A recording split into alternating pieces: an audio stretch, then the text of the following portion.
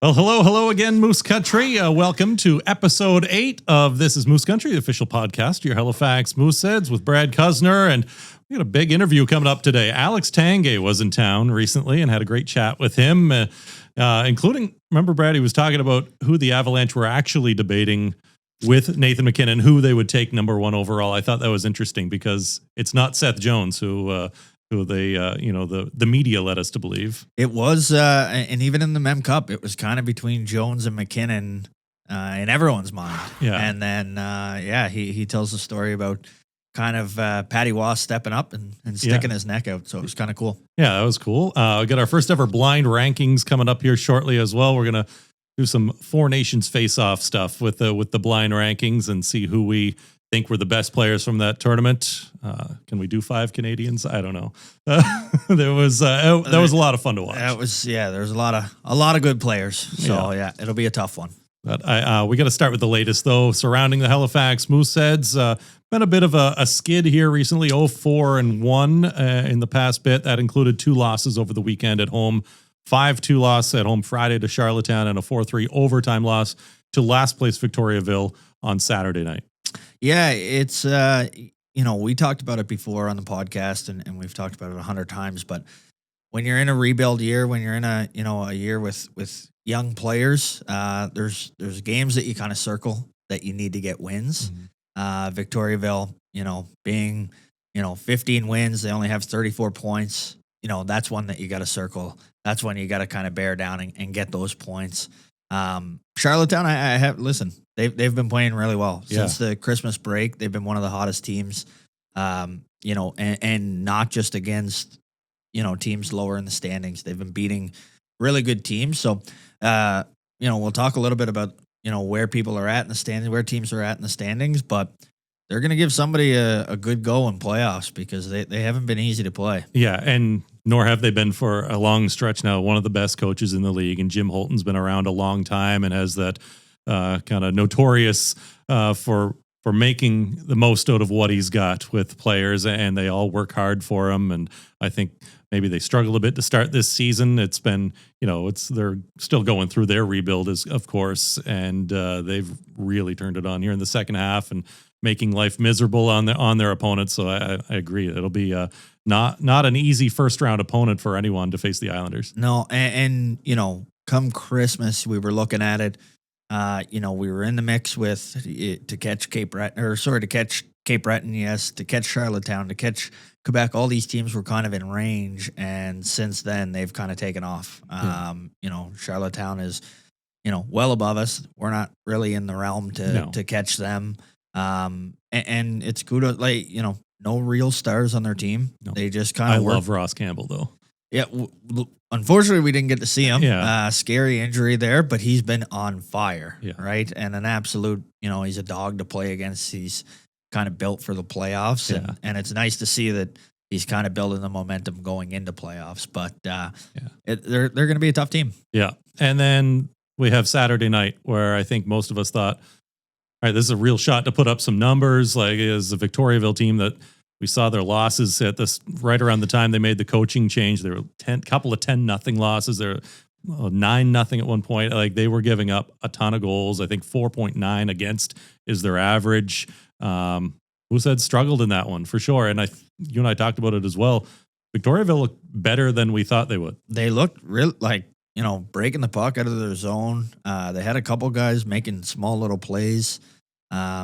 It was almost like one of those games where they circled it on the calendar. That's one we need to win. We're not playing against Moncton. We're not playing against Rimouski. We got to take it to them. And again, Steinman had a great night. I don't want to say kept us in the game, but kind of kept us in the game. Yeah. And but a team you kind of got to beat, but they came out hard. They pushed. They had a couple really skilled players that kind of found some ice, and it was a tough loss. But also, cool note on their side. We looked the other day, and their goalie has probably leading the league in goalie points of all time. He has 7 assists. It's not bad. That's pretty good. Yeah, Gabriel Daigle. Yeah, so 7 assists, which is absolutely incredible. Yeah. Yeah. So, But he doesn't have a goal like no Russo. goals. No, exactly. Yeah. Russo has more than him. So, well, but we thought maybe he was running the second power play unit because they only have 15 wins, but Yeah. he didn't play the other night. We thought maybe he'd get another couple assists, Well, but man has played a lot of minutes and faced a lot of rubber this year, and kind of a long time coming. I've always kind of questioned the development of Gabriel Daggs, second overall in our draft a few years back, and then gets trapped behind Darvo, who was the CHL goalie of the year a couple of years ago, and then he was back for his 20-year-old season, and he's kind of stuck behind him and didn't really get the chance to play a ton on some good Victoriaville teams, and now we're 3 years into his career, and he's didn't get that development that I think he kind of deserved. One of those guys almost thought that maybe would be when they were loading up that maybe he would be a future in a move or something, but they hung on to him, and now he's finally getting a chance to play. Late birthday, draft eligible this year, but he's had some tough games this year, but he's had some good ones too as well. I think 38 saves against Cape in that surprising win over the Eagles as well. So they've kind of turned it around after a real rough start with their kind of going with co-coaches right now. They get promoted the two assistants to run things after they fired their coach in the new year. So, but interesting situation there. The goalie situation is tough. Like for a young kid, you can get put into a situation. You look at, Rimouski have a great goalie and the 17-year-old. They're running with him this year, but they got a great team in front of them. Yeah. Right. So the development is a little bit easier when, you're facing 15 to 20 shots. And, we're in a situation now. We got, probably, if not the best goalie in the league was Steinman. Yeah. But then we have Circa behind him, who's a young kid. It's tough. When do you put him in? Right. Yeah, I honestly thought he was going to get the Victo game. Yeah. But but a game that you need the 2 points. You need the 2 points. Didn't get him. Got 1 point. Yeah. But it's tough because you don't want to, looking at some of our games, you can't put them in against the Monktons, the Drummondvilles, the Rimouskis. These games, every point matters, but you want them to develop. Yeah. So it's a tough line to walk, and the development of goalies is such a tricky one because you can get put on a good team, get that confidence. You could also get put on a tough team and get lit up a couple of times, and maybe that, skews your whole career kind of thing. Yeah. And speaking of when do you play them, go into the playoff talk a bit here. We've got 3 of the next 4 games for the Mooseheads are against the St. John Sea Dogs, a team behind them in the standings. Currently, as of this weekend, St. John dropped out of the playoff picture because Gatineau has gotten a little hot suddenly and passed them. But St. John's certainly in the mix and could even catch or surpass Halifax if, the results of these games coming up. 3 of 4. That I think we'll know after those 4 games if the Mooseheads are in the playoffs or not, theoretically, right? Like, and does Circa get any of those? You need them, Yeah. right? St. John's 4 point back, so 4 points back. So every game matters so much with a 4-point swing. Mm-hmm. It's going to be interesting. We talked about it. We, not the toughest schedule with 3 in St. John. We got a couple versus Charlottetown, Moncton, and Cape, which are obviously tough opponents. Yeah. But the path to making playoffs isn't easy right now. St. John's going to want to win. Yeah. Charlottetown is right behind Bathurst. They're going to want to move up. Cape Breton's in a position that they can take home ice off Baie-Comeau, and Moncton, Rimouski's chasing Moncton for that first spot. So it's not going to be an easy run. And like you said, when do you play the young guy? Yeah, I don't, and that's not a knock on Nick Circa. No. Certainly, I think he's quite capable and interested to see. I think fans have been clamoring for him to play a little more. They want to see what we've got in Nick Circa as well. He's the goalie of the future. Just you've got Steinman now until the end of the year, which is not far off. Yeah. And the goal, the mindset of the hockey staff is to win. It's not, they're not looking at, if we lost one here or there, we'll get a better draft pick. It's the goal is to win. Yeah. So they're going to put their best foot forward. That's the way that Andrew is. Coach Lord he's pretty dedicated to the winning side, and he's a worker. Yeah. So it's tough. I mean, you can see you got a 20-year-old who loves to play. A 2-2 or 3-4. He's been there. He's done that before. So hard for a coach like that not to want to put him back in. Yeah, exactly. You mentioned some of these playoff battles. Just looking now, I've got the bracket sheet as it stands, and like that home ice for Cape Breton would be huge right now. They're in a battle. They'd be the 5th seed in the Eastern Conference, 3 points back of Bay Camo. Most likely that'll be the matchup, but who's going to have home ice? That'll come down to the wire. Mention how Rimouski has gained on Moncton as well. Rimouski, the number 2 seed with 82 points, so they're 6 back of the Wildcats, and that's the difference of playing. Well, right now it would be playing Charlottetown or the Quebec Remparts, which are drastically different squads. I think when you look at it, although Eric Veilleux another guy that can get the most out of his players, especially in a playoff series. Yeah. And then there's Acadie Bathurst. They've been kind of fading a little bit recently. Yeah. They're now only 1 point up on the Islanders for the 6th seed in the East. They've got 58 points. Charlottetown's got 57. Wouldn't be surprised to see the Islanders overtake them the way things have gone. But again, Bathurst, they've got some good pieces there. They had a great first half, just faded a little bit here in the second half. Halifax, first round matchup right now, Blainville Boisbriand. You were looking at how we've fared against the Armada so far this year, and a couple of losses, but not bad losses, right? Not bad losses. No, 5-3 loss there, and then a 3-1 loss here. They look good when they were here. They moved the puck well. They got a lot of young guys that are in the draft for this year. They'd be a handful, but it's interesting, and I'm sure you're going to get into the rest of it. But for the other side, for the Western Conference, first Drummondville plays a lower team, and which would be Gatineau, Shawinigan. If you're not in one of those spots, the 1, 2, or 3 spot, right now 4th and 5th, Rouen is playing Sherbrooke. Rouen has 66 points. Sherbrooke has 64 points. Yeah.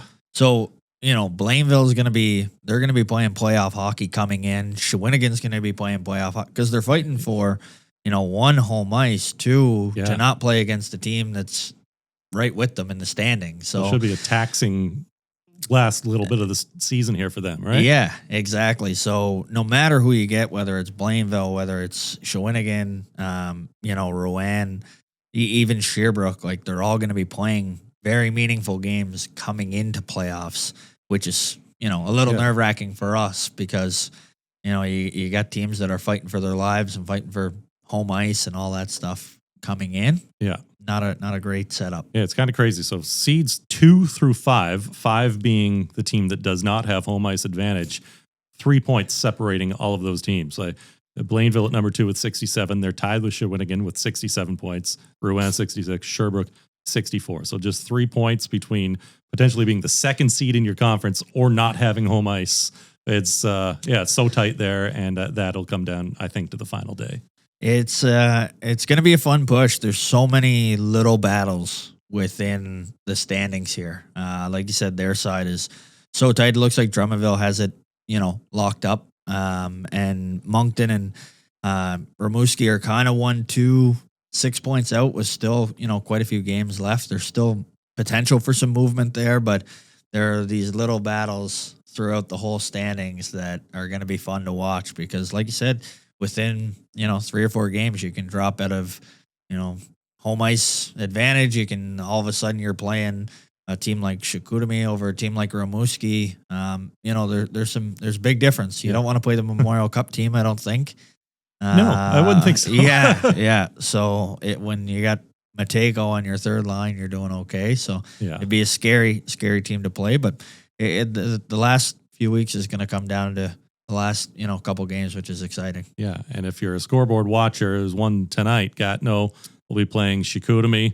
They are 2 points back of Halifax. I mean, odds on Sags probably win this one, but if Gatineau even finds a way to pick up a point, they've been better lately. It's going to make it tight on the Mooseheads here for that seed that they end up with, either 7th or 8th, or potentially if how these St. John games go, we could see them on the outside looking in and fighting their way back into the playoff picture. So that'll be interesting for sure.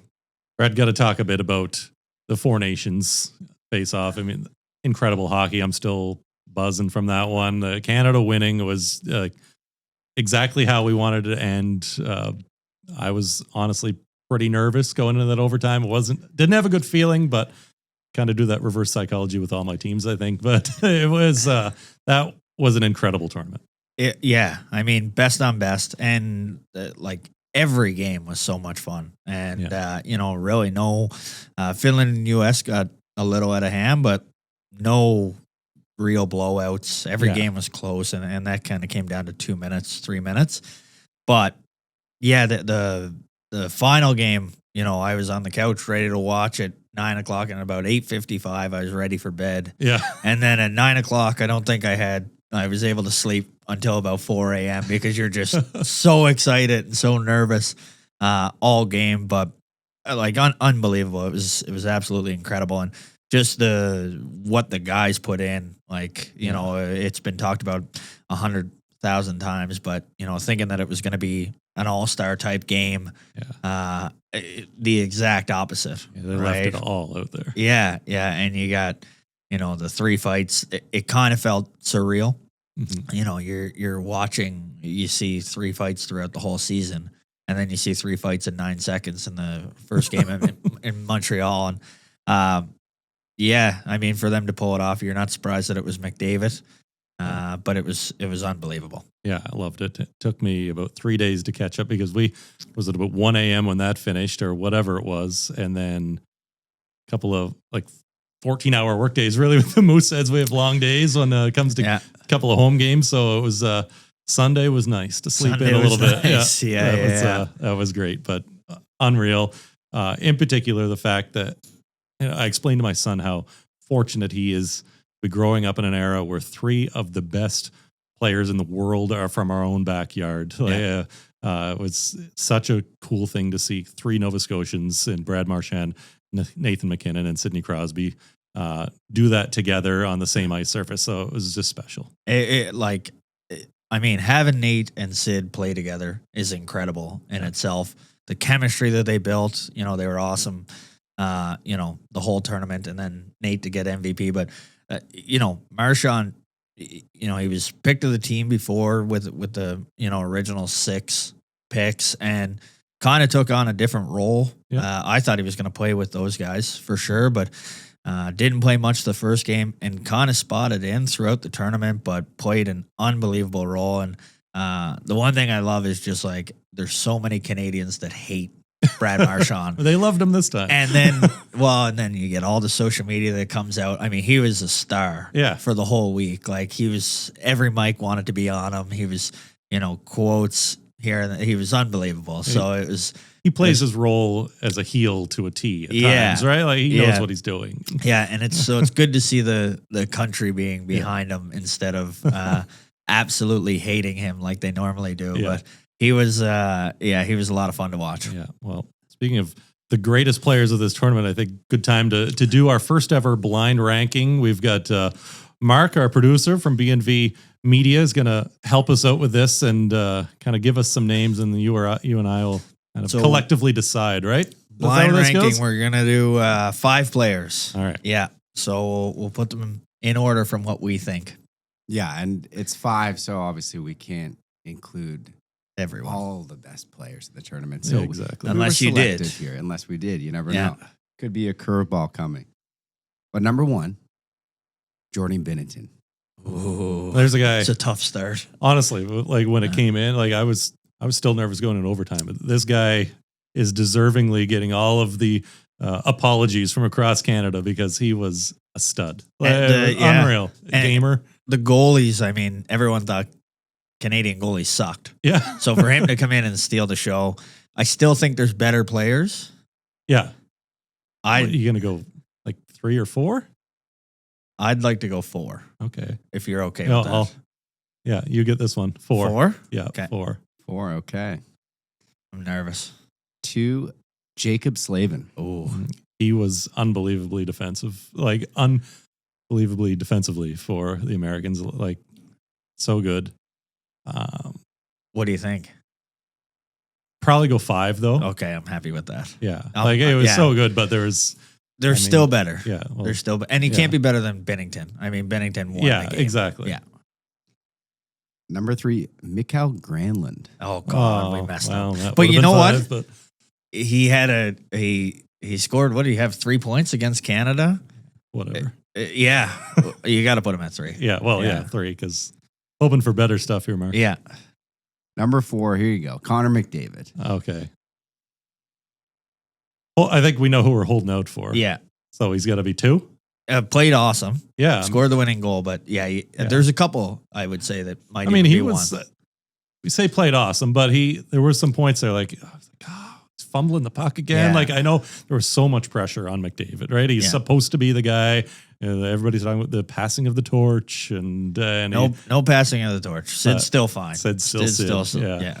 But anyway, We'll go 2. Great, yeah. We'll go 2. Yeah. Great moment. Love that he scored the goal. Yeah.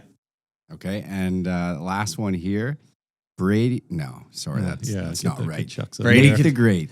Nate the Great, number 1. Number Too 1. easy. Yeah. I'm okay with that. Yeah, he was. Yeah, so, it was just awesome to see him named MVP.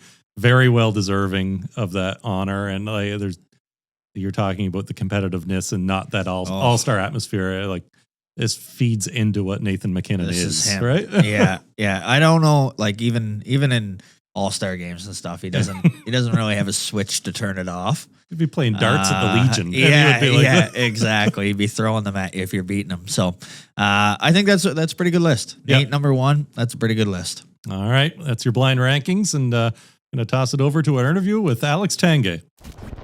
Okay, joining us today is an all-time Mooseheads legend, spent some memorable seasons here in Halifax and went on to an excellent long NHL career, including one where he scored the Stanley Cup winning goal for the Colorado Avalanche, and we're very happy to have back with us today Mr. Alex Tanguay. So thanks for joining us. Thanks for having me. I guess we got to start with why are you back in Halifax this week? What are you doing? Well, it's interesting with the Four Nations break. So we're obviously in a break in Detroit, and over the course of the last few years, when the Simon family bought the team, I knew they were from Detroit, so I wanted to introduce myself. So we've gone to lunch. I've gone to meet them in the office a couple times, and Peter had mentioned the idea that they'd like to bring me to Halifax to just, see the organization, see like the infrastructure, see the stuff that they're doing with the team. So obviously the timing couldn't have worked perfectly. I'm going to go from here to the Pee Wee Quebecan tournament where my youngest is going to play on Monday and then back at practice on Tuesday. So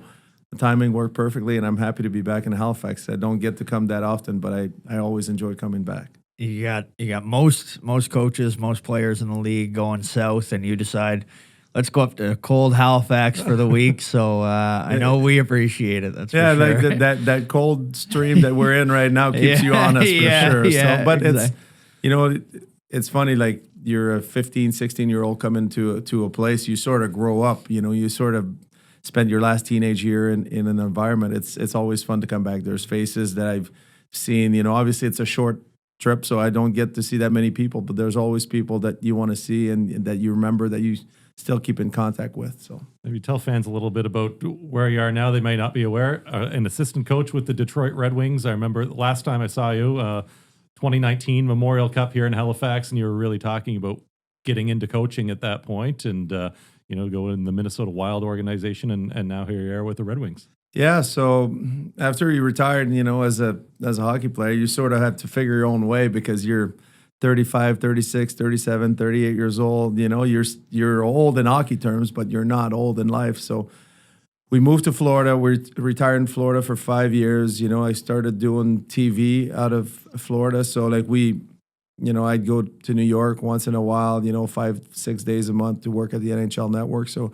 really kept me connected with the game, kept talking with people. And the passion, even though you get older and slower and not as good as you once were, like the passion for hockey doesn't disappear. So I still had drive, I still had motivation. And from there, I wanted to learn how to coach, really, really dig my feet the right way. And I felt that the AHL, one of the coaches in Iowa was somebody that had coached me previously in my career in the NHL. So went with them, and did all kinds of jobs there, like run the power play, run the penalty kill, run the defenseman, so it was a great learning experience and also learning the new generation because as you know, we were sort of built like this generation of hockey players is way different than what we were. Like I remember watching games with my dad, now I watch game with my son, and they're looking at highlights on their phone. Like so. The attention span isn't there. Right? Yeah. So really, to get to learn the new generation of players, I think I have to set myself back to a lower level and a younger level where now you get to experience what they're at, get your interactions with those guys, and understand what really they're about. And from there, I was looking for a job. I was looking to move up, and Billy Guerin was my GM. I was like, Billy, I said, I think I'm ready. Well, he goes, I don't think that we have something. Like their staff was set in Minnesota, so started looking around a little bit, and finally, there's a couple places that had showed interest, and finally worked out for me with Detroit. Jeff Blashill, Steve Yzerman gave me my chance to get hired by them, and have been in Detroit, run the power play and running forwards for the last 4 years now. So now with your experience, you get to come up here. You get to watch a couple practices and then work with our coaching staff so far. And I got to talk to the players as well. And, what are you seeing up here in Halifax? What do you see from Coach Lord and from the team?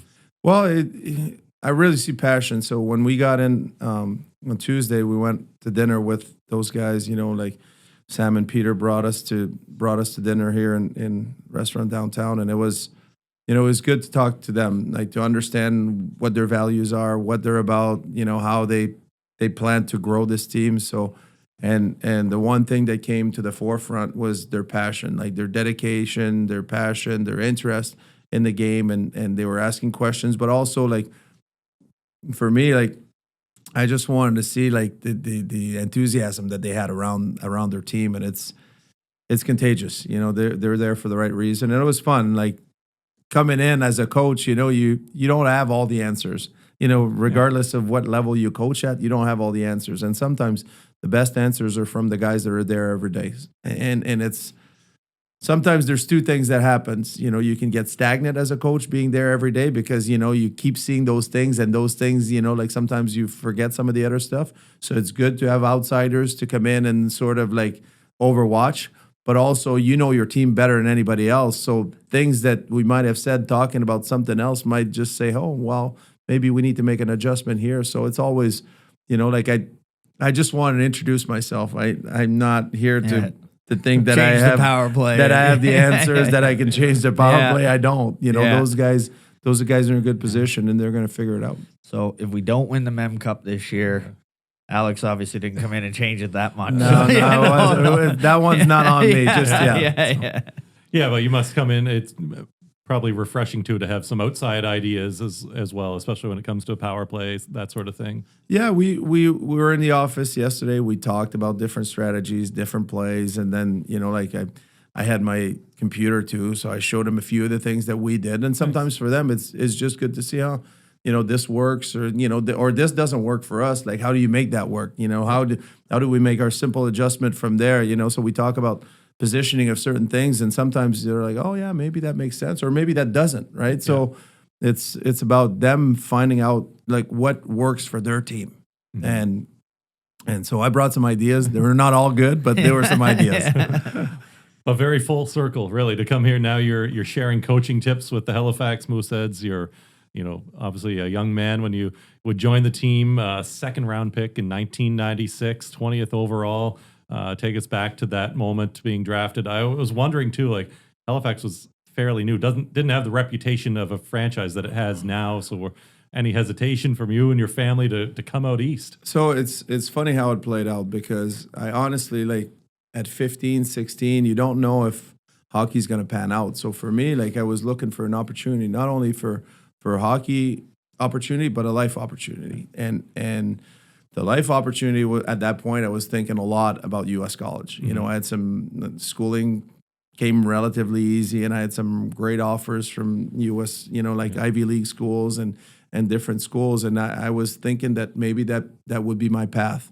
And, played midget AAA, actually played good. And at the draft was really, really disappointed that I wasn't a first round pick. I thought that, as a kid, sometimes I wasn't.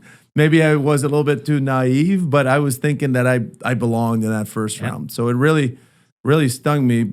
And then at some point through the draft, I was like, I think I'm going U.S. college. Like if they value me like this way, like this is not like I don't have a clear path. And Halifax drafted me. And I was literally like, from the moment I was drafted, the way I was welcomed by Clem Jodoin at the time, but also like the fact that I was going to get to learn a second language, get to an English high school, like learn different things that were going to be life set values for me, regardless of whether hockey was going to pan out or not. It could not have been a better spot. I was excited to come here. I came in and it was, it was spectacular. You come in and it's a professional city. That's what it feels like. Like the city's the perfect size, not to have any NHL, but to have make this team be somewhat a professional organization in town. And it was great.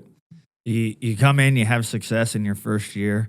You had 70 games, 68 points, which is a great rookie year. But talk about the transition coming in from midget, and also moving away from home. You're in a different city altogether. You move in with billets. It's completely different than where you were. Yeah, it was different and not, because in the midget AAA, so Sainte Foy was like an hour away from me, and where I lived, we didn't belong to Sainte Foy. We belonged to Trois-Rivières, which is 2.5, 3 hours away. So I was already billeted. So I'd done that transition. So I was ready for all that. And I was chasing my hockey dream. So I couldn't have been I didn't care where I was going to be.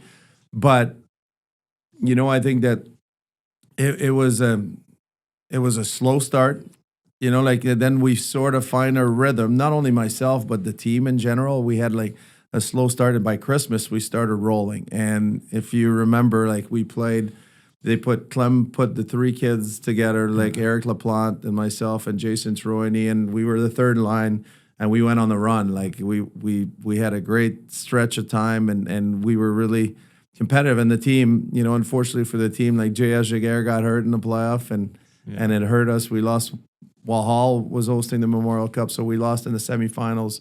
Game 7 to Chicoutimi, but it was a big blow, one game away from Memorial Cup, not being able to win. Yeah, the kid line, I think a lot of fans remember that. The diehards have been around for many years. I wanted to bring up Jason Troyne. He was taken in the same draft as you, and line mates, and quite a character. So you must have some good Jason stories. I love Jason. Jason is still a dear friend of mine. We're still in contact. Before coming here, I actually called him. I said, I don't know if I'm going to have time to see you, but I'm going to try to make it work. And he's such a great guy. And that's what we had. We had character guys at that time, and he was part of the character group, guys that care, guys that were happy to be in Halifax, because, as you said, at this time, Halifax, our closest game was Moncton. My first year, I don't believe Cape Breton wasn't there until the second year. So we had Moncton, and then we go to Rimouski. So you want to play games, your first game is 3 hours away, but the next one is 8 hours away. So it was, it was fun. But we had an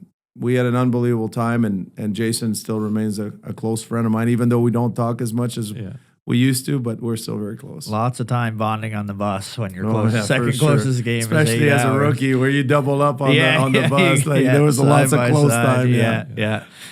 You mentioned Giguère when you were here. Just talk about through that run. Obviously, he got hurt, but the dominance that he had when he was here. He did, and it's funny. You watched the J.S. Giguère clip from here. He was the tall, scrawny kid that.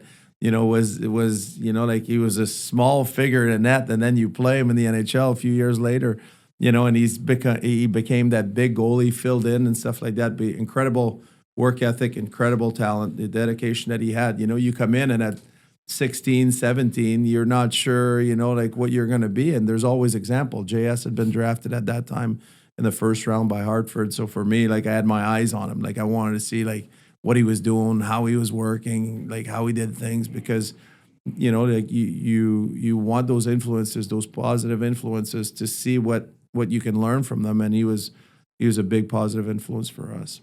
Made me think of the old goalie pads, but as a player yourself, talk about the equipment changes from the time that you were here in the 90s to the time you retired. It's just night and day, right? Yeah, it is. That's I was talking this morning with Sam, and we're talking about it, just the sticks, we used to have, it was the one pattern, basically. And, you'd eat your stick, just to make sure that, you could get the curve of some form that you were looking for. And then you'd put fiberglass on the stick to just stiffen it back up, just to make sure it was going to be okay. So it's quite an adjustment to what technology has become, but that's great. That's for the betterment of the sport. Look at the quality of athletes now and the things that they can do. Certainly, it's a better product than we were 25 years ago, and hopefully in 25 years, the product will be better than what we have now. So in your 18 year, you kind of take another step and dominate. You made the World Junior team. How neat was it? Obviously, not the success you wanted in the tournament, but how neat was it donning the Canadian jersey? Well, it was great. So the way it played out too was even better. Like I'd had a pretty good year, but I broke my wrist, so probably missed or broke my hand, the top of my hand. I probably missed like 2 or 3 weeks, 2 weeks before, like the last little bit of the audition before like Hockey Canada makes the call in early December for training camp. So the original roster came out at the World Juniors, and I did not make the original roster. So I was, I was a little upset. I was hoping that I was going to get the chance to go. And then the day before, Boyd Devereaux, who's playing for the Edmonton Oilers, I believe at the time, did not get sent back down. So Hockey Canada had to invite somebody else in camp, and they invited me.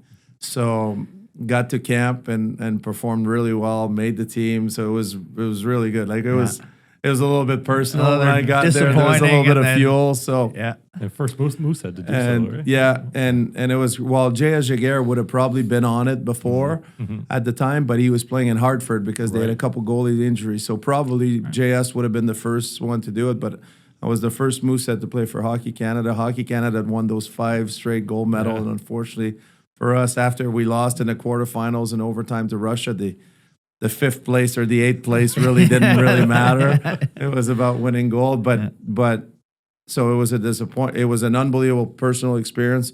It was an unbelievable disappointment from the part of Hockey Canada, which was a great learning experience on a personal level. And when I got back to Halifax, like the welcome that I got was unreal. Like it was. I'll remember that one.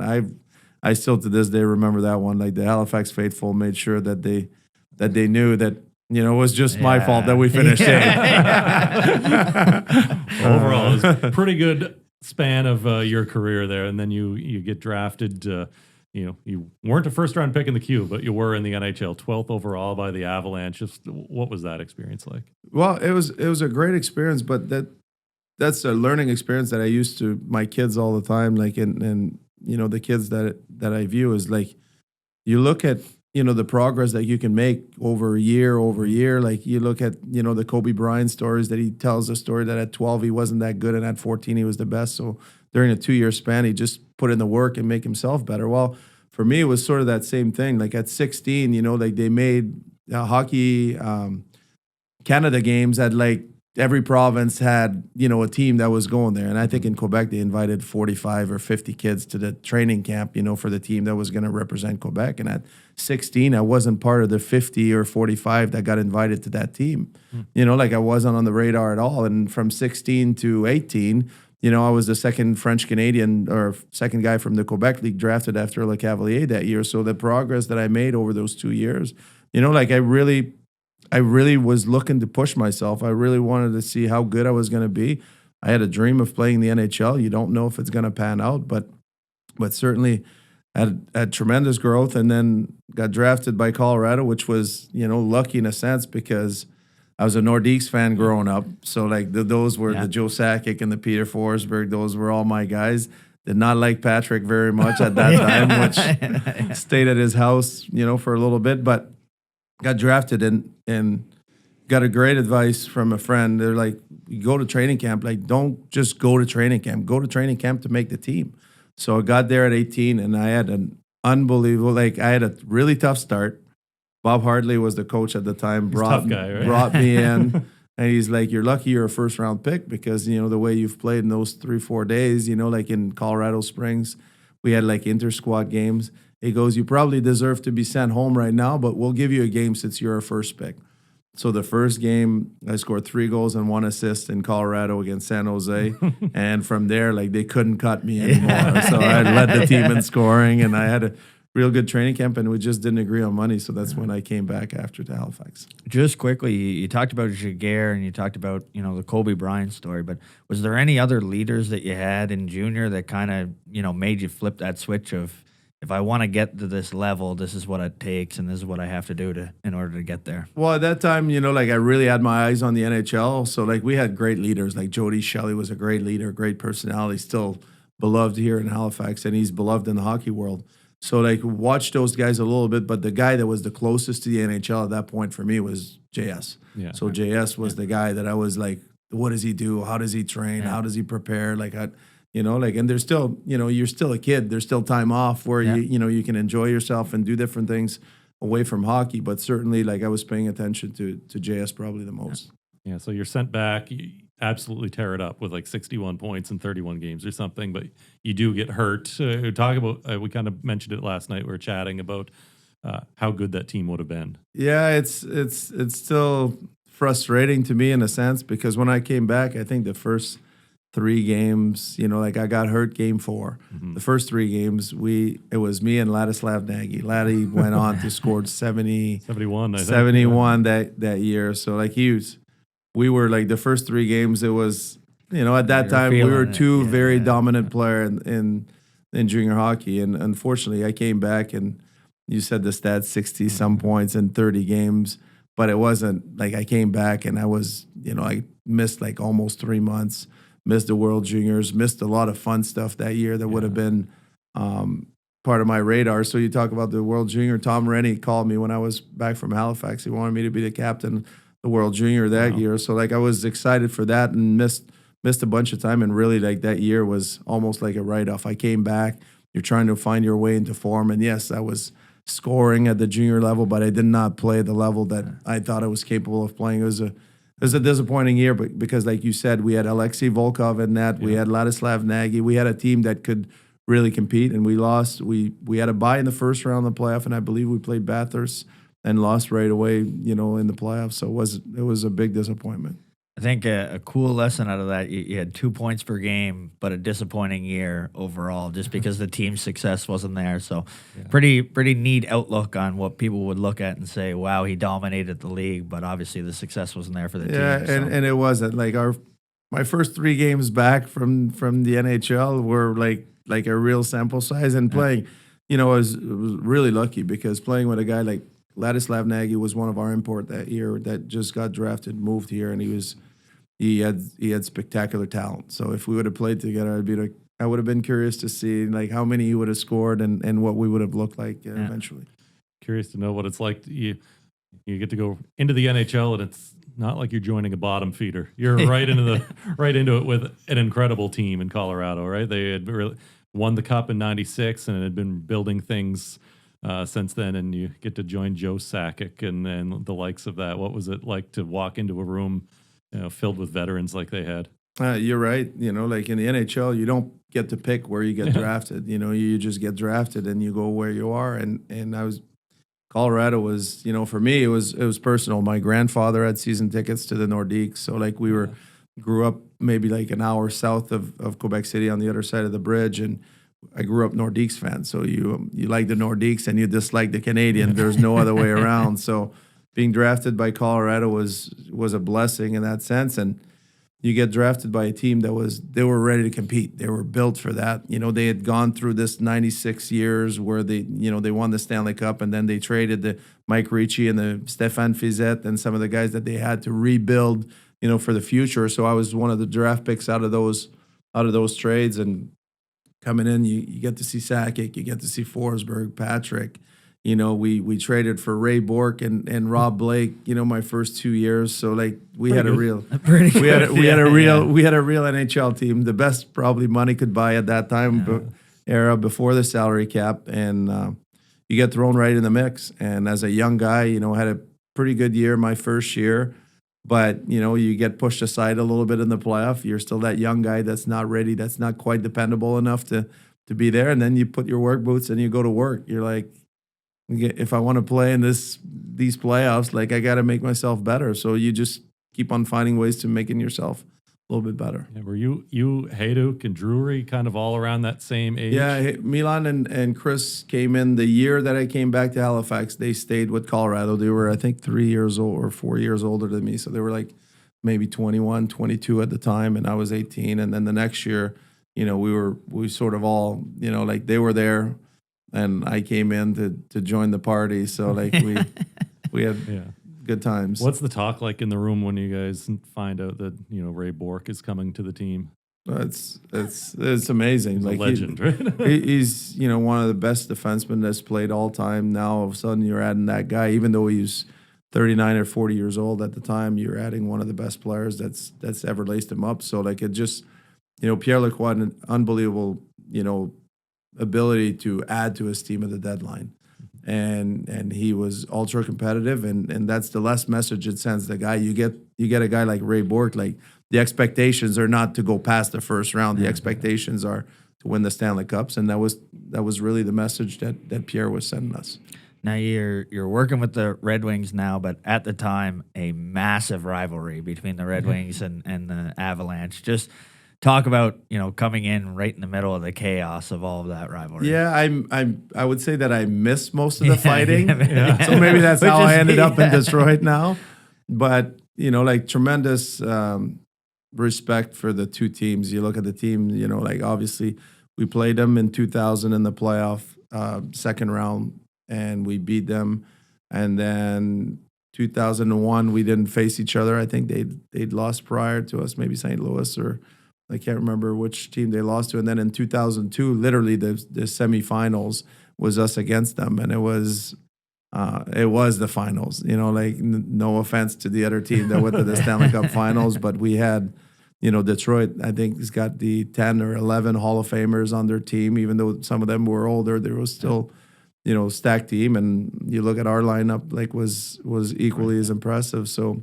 Unfortunately for us, they did get the better in 2002, which still stings to this day. You work with Chris Draper now. Do you guys ever talk about memories? Yeah, same with Steve and stuff like that. But no, same thing for them. I think they had tremendous respect for our team. It was battles. It was who wanted it most, and Detroit, won 3 Stanley Cup through those years, 2002, 97, 98, and Colorado won 2, and Dallas won in there, and Jersey won a couple. So like those were the main teams at that time that did most of the winning. So like tremendous respects for those competitors and their teams. I will say it was a lot more fun to watch Western Conference games in those days than the New Jersey Devils of that era. Yeah.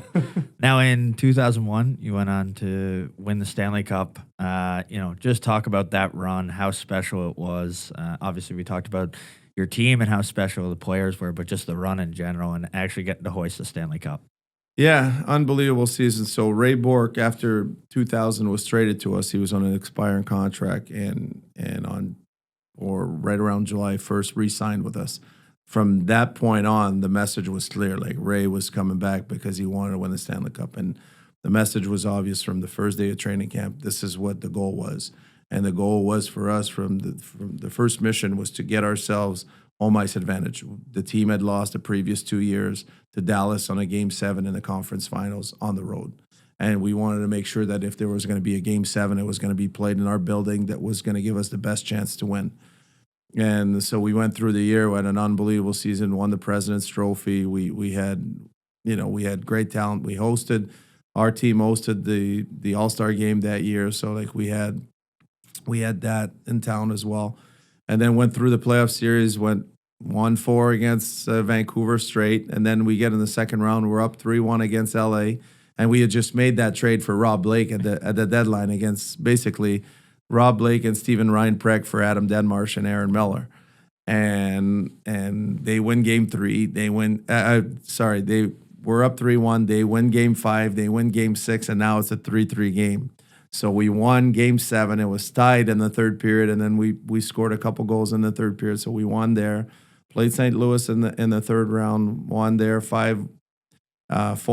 But like Game 3, Game 4, Game 5 all went to overtime. I believe 4 of those games went to overtime. So tight series, and then played the defending Stanley Cup champ in the finals, which the Devils were. We all knew how stingy the Devils were at that time, and down 3-2 on the road. Patrick was outstanding in Game 6. They probably had 17 shots to our 5 in the first period in New Jersey. They were, they could smell the Stanley Cup, and Patrick was out of his mind. And then we get one by Brodeur at the end of the first period, and literally that was it. We won that game 4-0, and we went up 3-0 in game 7, and then we were able to win. So unbelievable season, but unbelievable memories. You know, like anytime you can be a part of a team like that, it's just very unique. And your goal is the game winner. Yeah, so it's funny, like I hadn't scored that much in the playoff. I'd played well, you know, like the year before. I was still a relatively young player. I was 20, 21 years old at the time. The year before in the playoffs, I started okay in the first round and then sort of got pushed aside as we went, you know. So my first year in the playoff probably played like 2 minutes a game against Dallas. Back then, you know, you really had the fourth line that didn't play that much.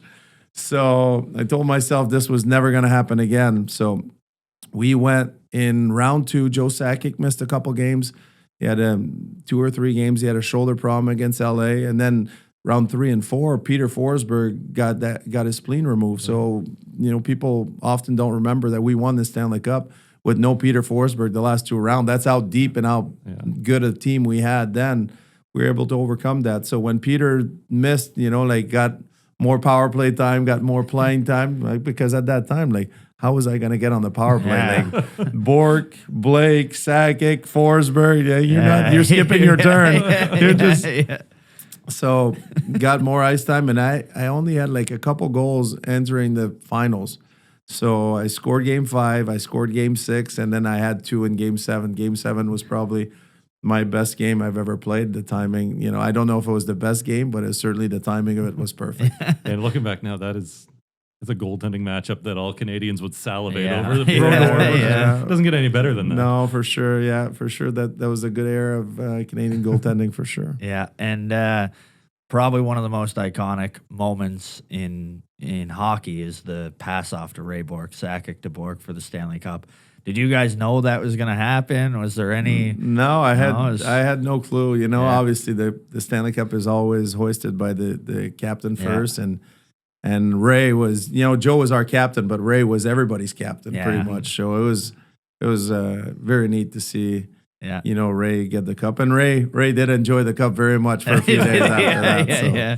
Did you get a couple days with the cup? Did you? Yeah, I get to take it got home? my days. Took it home in Quebec. You know, we had all kinds of fun stuff. So I had my friends in the morning. So we were golfing. We made, you know, we matched the handicap so everybody was fairly even.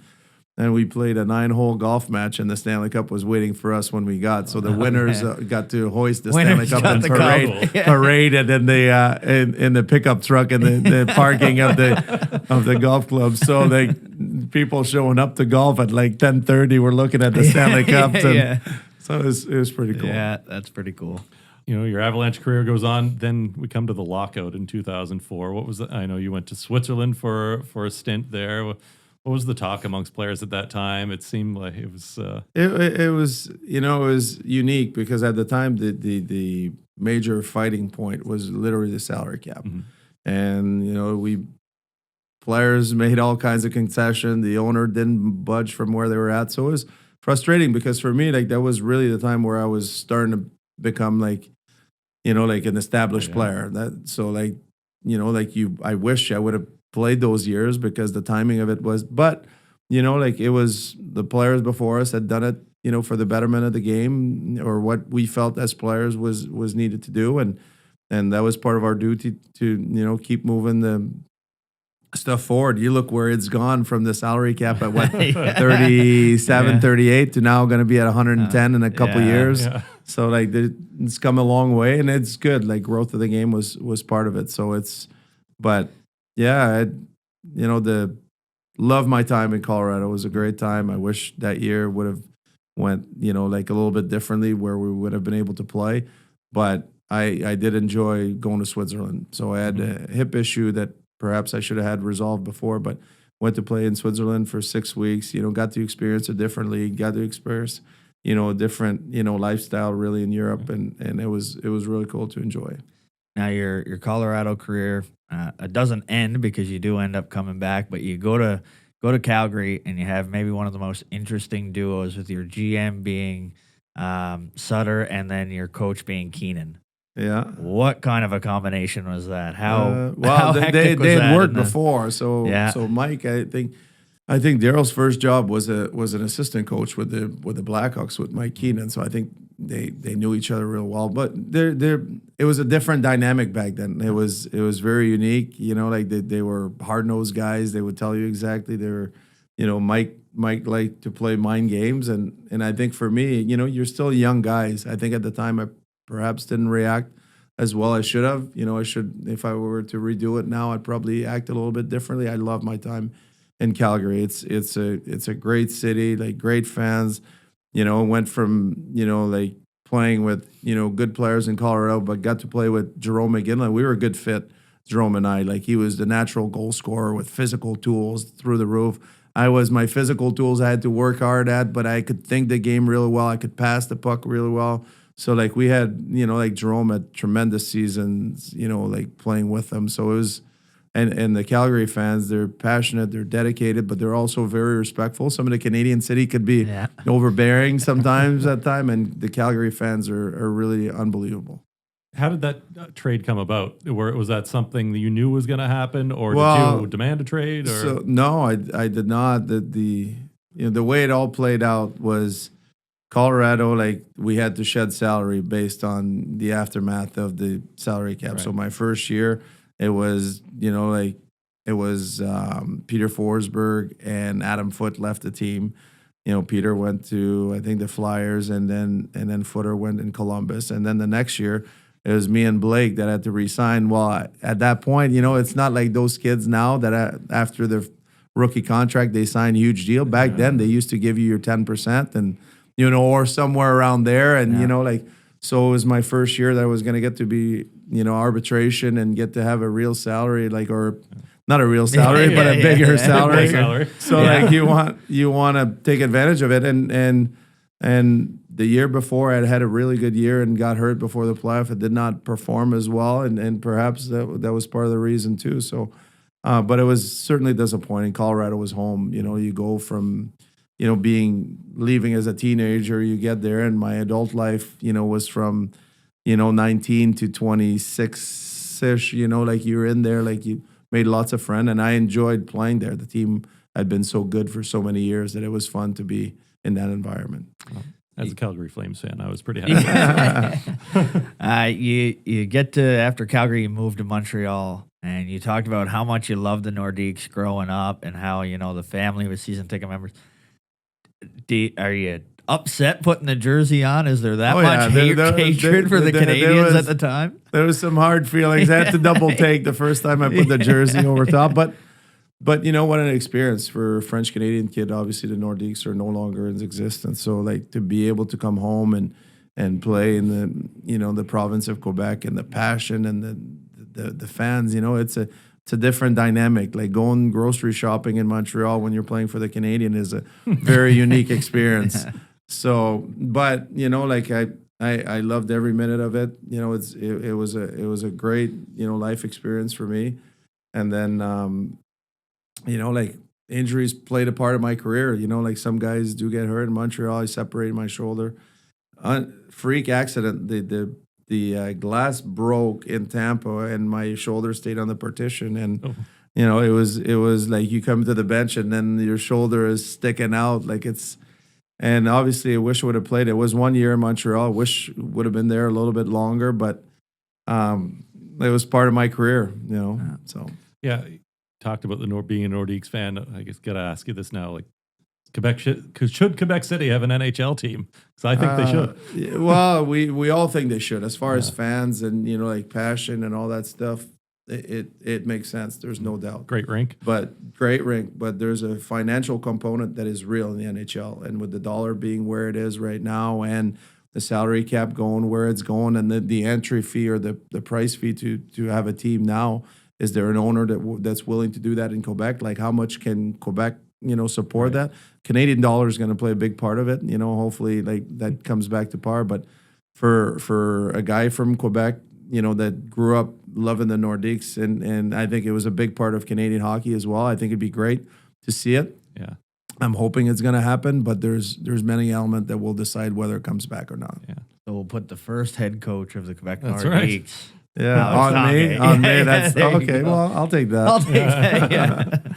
Yeah. You got to play with in Montreal. You got to play with kind of an underrated but an unbelievable leader in Saku Koivu. Came back, beat cancer, came back. What was your experience like with him? Saku was great, honestly. Like very, very like smart player. I played my first. So before I got hurt, I played with Saku quite a bit. And we had an unbelievable start when I played there in Montreal. Like he was very smart, ultra competitive, ultra like like he had that quickness where we could read off each other. So we were a good match. I enjoyed playing with him. Like he was a spectacular player. There's another guy that you got to play with in Montreal, Kostitsyn. Yeah, Two of them. Two of them. the two brothers, Andre and Sergey. Yeah, And are they as crazy as they sound? no, they're like I didn't see that part of them. Yeah. But obviously, like you don't see everything. Like even though you're teammates, you're not 24/7. But they were extremely talented guys. Like Andre was so strong and powerful and unbelievable shot, and Sergey had more craftiness. He had more, he had more finesse. He had a little drive too around the net. So they were both outstanding players. So it was fun to be around them too. Yeah, they like their fun. Yeah, and then career continues on Tampa Bay as well. With, Tampa, and then Calgary. Tampa was a tough year. Yeah. But those things happen. Like for me, like the mental part, I think this is one of the reasons why now I'm still involved in coaching and stuff like that. I think that, like mentally I drifted, like I took some steps back in my career into like, there was always fuel on the fire. That what got me through, like to getting drafted, to making the team, to getting to play in the playoffs and doing those things. And then, for some reason, I was young and, started making a little money and became a little bit entitled. So it affected my career, and I had some downtime through my career where now, I wish I could have those time back because I was a better player than what I was in Tampa. I was a better player than some of the times I did. And that's on me. You can't blame, other people for your success. And that's some of the experiences that I share with some of the players. Like, sometimes a coach is not going to play you as much as you like. Well, what are you going to do about it? You're gonna feel entitled, and you're gonna think that like it's your position to just be that, because the only person you're hurting at that point is yourself. And I did that in my career, and that's still frustrating to go through that because I was a good player. Like there was one year, like I was leading the league in scoring in 03-04 before I got hurt, missed the last 13 games and finished, like 10th in scoring that year in the NHL. I was a good player. But then there was years in Tampa where you watched me play and I wasn't good at all, and I think that now looking back and it certainly helps me with where I'm at now. It certainly helps, like the job that I'm doing and how I view certain things and how I can help, like growth and the development and coaching some of those players. Yeah, that's life, right? It's great that you learn from it, and then our jobs now are to pass it on to the kids. Right? Exactly. So, yeah. How much more focus is there on the mental side of the game at the NHL level? Because I'm sure back in the day it was brush it off, get over it, good luck. Yeah, well, it's different mindset. I would say the mental part is any easier or any like harder now. It's the same grind. Yeah. We just dealt with it differently than what they do now. There's more resources available for the players. There's more, there's more understanding of those situations. Back then, you're right. Like it was same thing medically too. It was almost like you got hit hard. Like take 2 Advil, you'll be okay. But that was part of the game then. Like it was different. So like, the mental part at that time, we really tried to find solution on our own, and sometimes maybe we didn't find those solutions. So, but now there's more, the coaching is more aware of it. The environment that we have, the sports psychologists and the people that they have access to is way more present than it was back then. And another stint in Calgary, back in Colorado again. You told us a cool story earlier or last night about, the Avalanche, not sure who they're going to pick number 1 overall. Nathan McKinnon was there and Patrick Waugh. Yeah, they had to make a decision, obviously like Sasha Barkov was, like him and Nate were head to head, and Patrick was adamant at that time that, his pick one. He just played him in the Quebec League finals, right? I believe, or when did they play? Semis the year Semifinals, before, yeah. and Nate also scored 5 goals against the Remparts. Yeah. So yeah, well, Yeah. it's not a hard pick, but both outstanding players. But Patrick wanted Nate, knew him, knew what he would become, and obviously played 3 years with Nate afterwards in Colorado. You could see right away in training camp. You see the physical tools that he had, and in the drive and what he had, that he'd become the player that he is now. Just talk about the relationship with Patty Waugh, because you go from he's your goalie, he's your teammate, and now all of a sudden he's coaching you. Was that much of an adjustment? I know you guys were friends, but is it intense? It was. Guy. So I'll walk myself through the timeline of my Patrick. So as a Nordiques fan, so like in '93 when the Nordiques won the first 2 games and then the Canadian won the next 4. And then they went on to this run to win the Stanley Cup. I did not like Patrick Waugh very much. And you're like 13 years old at that time, right? Probably 12, 13 years old. So like made a big deal out of it. And then got drafted by Colorado. And obviously Patrick's the goalie in Colorado. Didn't, introduce myself in camp, or he introduced himself, probably this way around. He introduced himself to me. And then, the year after, I was 19, and then I got to Colorado, and the team was like, why do we not find you a billet family or somewhere to stay that, you can focus on hockey, that you don't have to worry about anything else. And at 19, I was ready to be on my own, but I, didn't know how to cook, didn't know how to do certain things. So I wasn't sure that I was quite ready. So Patrick and his family is like, why don't you come stay at our house? There's no problem. We've got a basement. The kids will like having you around. So on a daily basis, you start, we practice days, we take our own car, but on game days, drive with Patrick, drive back with Patrick after the game. So it was an unbelievable experience. I mean, how can you not learn from watching one of the greatest, if not the greatest goalies all time? So remain friend, he retired, when he's from Quebec City, I'm from Quebec City. So we lived on a lake next to each other, basically 10 houses down in the summer. So golfed together, enjoyed, he had his friends, but I would always see him a few times a summer. It was like a big brother. Then I was playing in Calgary at the time, and we were golfing in Florida, can't remember, maybe in May, we had got done in the playoffs, and Patrick's in Florida. So we talked to each other. We go golfing at the course that he was a member in Florida.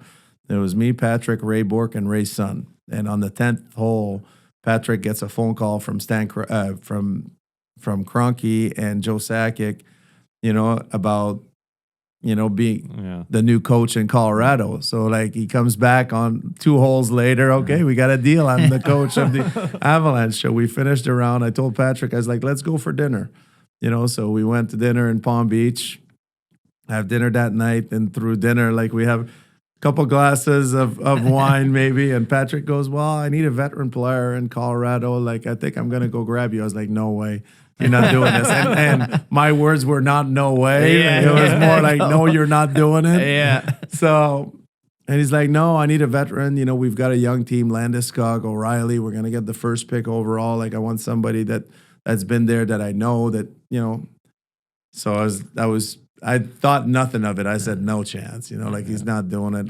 I love Calgary. It was a good, I was in a good spot. And sure enough, my phone rang about the flooding happened in Calgary. So Calgary sent me a bunch of Patrick stuff to go sign for, charity events that they were doing. So signed the stuff, went to Patrick's house. He's like, so are you ready to be in Habs again? I was like, no, we're not doing this. And literally 3 days later, Jay Feaster, my phone rang. It was Jay Feaster, the GM of Calgary at that time. And I didn't answer the phone. I called Patrick right away. I was like, no way. He's like, yep. He goes, it's real. I was like, okay. But, he's a big brother. He's a good friend. It was the relationship changed a little bit, from players to coach, which is normal. But Patrick was the first year, the transition that the team had from being last to we went first in our division that year. We had a great year. Semyon Varlamov was outstanding, and the young guys, the growth, bringing Nate in. We had a good year. Then took a step back a little bit for a couple years, but you could see that disorganization with the players and the talent that they had, that it was just a matter of time before growth, put that organization at the top of the league. So many people around here are fascinated by the ties of Halifax and the Mooseheads to the Colorado organization. Kind of started with you. Cam Russell was there briefly. Yeah. Of course, Nate, Andre Turigny was a former Mooseheads coach. Andre Turigny, yeah. Drouin, Justin Barron. Is there ever any talk of that, of those interesting ties? I know you guys are different. Not paths, really. Like but, there was always, like, for me, like, there's always affiliation. Like, I always thought it was great that Nate, like, was playing for the Mooseheads and was coming to Colorado. Like, it was, it was very interesting. So, but it was good. So Patrick got to Colorado, traded me to Colorado, and then, like, they were looking to do the same thing with Nate. Nate was going to be 18. They wanted somewhere to stay. So Patrick calls me. He's like, hey, would you be willing to take Nate? I was like, sure, we'll take Nate. But we had to deal with a house. It fell through like mid-August. So now, like, I'm scrambling to get a house, get the kids, because it's life of the NHL is glamorous, but the moving part is not so nice. So now you've got to find school for the kids. You've got to find this. We didn't have a house yet. We didn't have anything rented. I was like, it's late August, early September. So I told Patrick, I was like, I don't know if my family's going to be here. I said, I'll take Nate, but I don't know. So at that point, J.S. Jaguar and his family billeted Nate the first year in Colorado. So it was all as well. Well, he was staying with the Moosehead either way. It was staying with the Moosehead either way. Yeah. You finish up in Arizona, your last season. What was that decision to retire? Did you know it was time? Was it a tough decision? The neck injury and the concussion that I had in junior lasted with me my whole career. So I still got issues with my neck. It was an ongoing battle. It's something that I have to keep up with. So the body at 36, I think I was at the time, 37, like it starts to slow down a little bit. Could I have played a little bit more? When I went to Arizona, I had a real tough year that year in Colorado. Something happened, and like there's stuff away from the ice. Something happened, got hurt. Now it's Christmas, and you haven't produced really well. You're not, like, the team is sort of pushing you aside. And I wanted to get, like, I knew the team was going younger in Colorado at that time, so I wanted to find out if I could still play. Got traded to a team that unfortunately didn't go to the playoffs, but I finished real well. I had like a good 6-week stints with Arizona, and I wanted to see if I could still play. And I thought that I could at that time, but traded to the summer, and then you get a little bit older, and then it's about, well, am I moving my family again? Where are we moving to? Like, what's the situation? And then it came to a point in the summer where the offers weren't quite what I was looking for, and I was like, well, maybe it's a sign that the body cannot do it anymore, So could you have played a little bit more? Yeah, maybe I could have taken, like, something and go play somewhere, but I was perfectly fine with the decision to.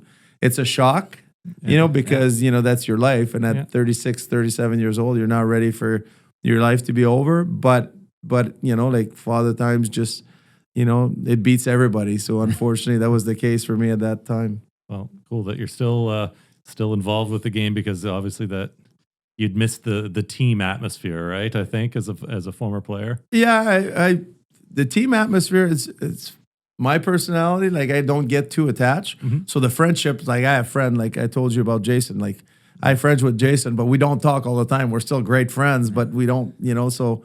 But what I miss the most is the competition. Right. Like, it's nice to be able to compete, to say, like, I'm gonna have to find a way to beat you, and vice versa. How do we win today? Like that I really miss. That was a part of me, and that's still a part of me now. And then that's probably why the coaching part, like, it's more live, as a management, it's an overall picture. It's a longer picture.